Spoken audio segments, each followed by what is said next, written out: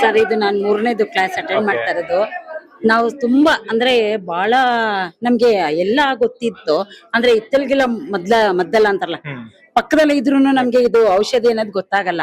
ಅಂದ್ರೆ ಯಾವ ತರ ಮಾಡ್ಬೇಕು, ನಾವ್ ಏನು ಅದರಿಂದ ಪಡ್ಕೋಬೇಕು, ಆಮೇಲೆ ಯಾರ್ಯಾರಿಗೆ ನಮ್ಮ ಬಿಸ್ನೆಸ್ ಮಾಡೋವಾಗ ಕಸ್ಟಮರ್ ಬರೋರ್ಗೆ ಅಂದ್ರೆ ಮಾತಾಡ್ತಿದ್ವಿ, ಬಟ್ ಅವ್ರನ್ನ ಯಾವ ತರ ನಾವು ಅವ್ರನ್ನ ಅಂದ್ರೆ ಪ್ರೀತಿಯಿಂದ ಇದ್ ಮಾಡ್ಬೇಕು, ಬ್ಯಾಲೆನ್ಸ್ ಮಾಡ್ಬೇಕು, ಅದೆಲ್ಲ ನಮ್ಗೆ ಅಷ್ಟು ಇದಾಗ ಗೊತ್ತಾಗ್ತಿರ್ಲಿಲ್ಲ. ಗುರುಜಿ ಅವರು ಹೇಳ್ಕೊಟ್ಟಿರುವಂತ ಒಂದೊಂದು ಟಿಪ್ಸ್ಗಳನ್ನು ಅಷ್ಟು ಬಾಳವಾಗಿ ಇದ್ ಮಾಡ್ತೀವಿ. ಆಮೇಲೆ ಮನೆಯಲ್ಲೂ ಅಷ್ಟೇ, ಏನೇ ಮಾಡಿದ್ರು ಒಂದ್ ಅಡ್ಗೆಗೆ ಆಗ್ಲಿ ಯಾವ್ದೇ ಆಗ್ಬೋದು, ಈಗ ಮಕ್ಳೇ ಆಗ್ಲಿ ಅವ್ರು ಸುಮಾರು ಟೆನ್ಷನ್ ಬರ್ತಾರೆ, ಯಜಮಾನ್ರು ಟೆನ್ಷನ್ ಬರ್ತಾರೆ.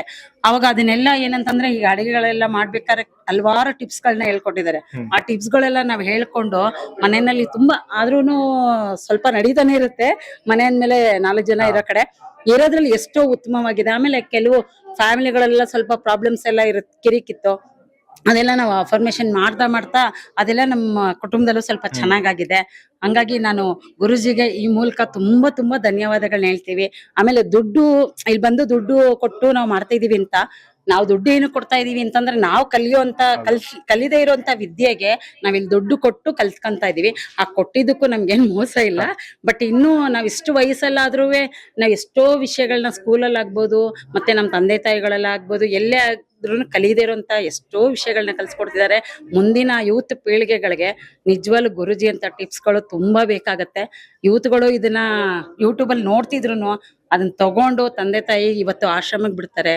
ಬಹಳಷ್ಟು ತಂದೆ ತಾಯಿಗಳನ್ನ ಅಗೌರವಾಗಿ ನೋಡ್ಕೋತಾರೆ, ಎಲ್ಲೋ ಸುಳ್ಳೇಳಿ ಹೋಗೋದು ಮಾಡೋದೆಲ್ಲ ಮಾಡ್ತಾ ಇರ್ತಾರೆ. ಅಂತ ಮಕ್ಕಳೆಲ್ಲ ನೋಡಿ ಇವತ್ತು ತುಂಬಾ ಬಿಸ್ನೆಸ್ ಅಲ್ಲಿ ಆಗ್ಬೋದು, ಆಮೇಲೆ ಹಿರಿಯರಲ್ಲಿ ಆಗ್ಬೋದು, ಪ್ರತಿ ಒಂದ್ರಲ್ಲೂ ಇದನ್ನ ಅವ್ರು ಅಳವಡಿಸ್ಕೊಂಡ್ರೆ ನಿಜವಾಗ್ಲೂ ಮುಂದಿನ ಇದಕ್ ಬರುತ್ತೆ. ಇದು ಅಲ್ಲಿವರೆಗೂ ಕಾಯಕ್ಕೆ ಕಷ್ಟ ಆದ್ರೂನು ಸ್ವಲ್ಪ ಇದನ್ನೆಲ್ಲ ತಿಳ್ಕೊಂಡು ಗುರುಜಿಯವ್ರಿಗೆ ನಾನು ಈ ಮೂಲಕ ತುಂಬಾ ಧನ್ಯವಾದಗಳು ಹೇಳ್ತಿದ್ದೀನಿ.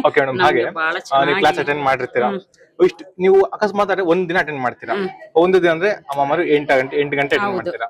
ಈ 8 ಗಂಟೆ ಸಮಯದಲ್ಲಿ ಕಲಿಯೋದನ್ನ ನೀವು ಜೀವನದಲ್ಲಿ ಕಲಿಬೇಕಂದ್ರೆ ಎಷ್ಟು ವರ್ಷ ಆಗ್ಬೋದು ಸರ್? ನಾವ್ ಕಲ್ತೇ ಇಲ್ಲ ಅಂತೀವಲ್ವಾ, ಅಂದ್ರೆ ಏನಾಗುತ್ತೆ ಅಂದ್ರೆ ಮನೆಯಲ್ಲಿ ಎಲ್ಲ ಅಪ್ಪ ಅಮ್ಮ ಎಲ್ಲ ಇದಾರೆ, ಅಂದ್ರೆ ಹೇಳ್ಕೊಡ್ತಾ ಇರ್ತಾರೆ.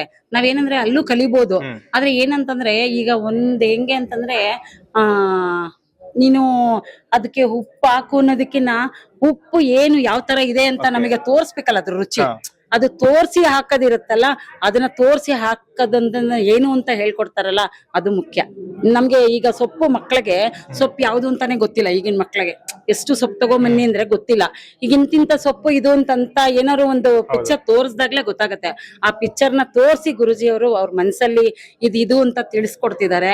ಅದಕ್ಕೆ ನಿಜವಾಗ್ಲೂ ಆಭಾರಿ. ನಾವು ತುಂಬಾ ಎಷ್ಟೋ ವಿಷಯಗಳನ್ನ ಕಲ್ತಿದೀವಿ, ನಮ್ಮ ಮಕ್ಳಿಗೂ ಅದನ್ನ ಹೇಳ್ಕೊಡ್ತಾ ಇದೀವಿ. ಈಗ ಅದನ್ನ ನಮ್ಮ ಮಕ್ಳು ಮೊಮ್ಮಕ್ಳು ಎಲ್ರಿಗೂ ಹೇಳ್ಕೊಡ್ತಾ ಇದೀವಿ. ಹಂಗಾಗಿ ನಾವು ಇದ್ರ ಮುಖಾಂತರ ನಾನು ತುಂಬಾ ಗುರುಜಿಯವ್ರಿಗೆ ಧನ್ಯವಾದಗಳನ್ನ ಪ್ರತಿನಿತ್ಯ ಬೆಳಗ್ಗೆ ಎದ್ರೆ ಅವ್ರಿಗೆ ಹೇಳ್ಕೊತೀವಿ. ಮತ್ತೆ ಯೂನಿವರ್ಸಲ್ಗೂ ನಾವು ಥ್ಯಾಂಕ್ಸ್ ಹೇಳಿ ಜೊತೆ ಗುರುಜಿಗೂ ಥ್ಯಾಂಕ್ಸ್ ಹೇಳ್ತೀವಿ. Thank you madam. Thank you.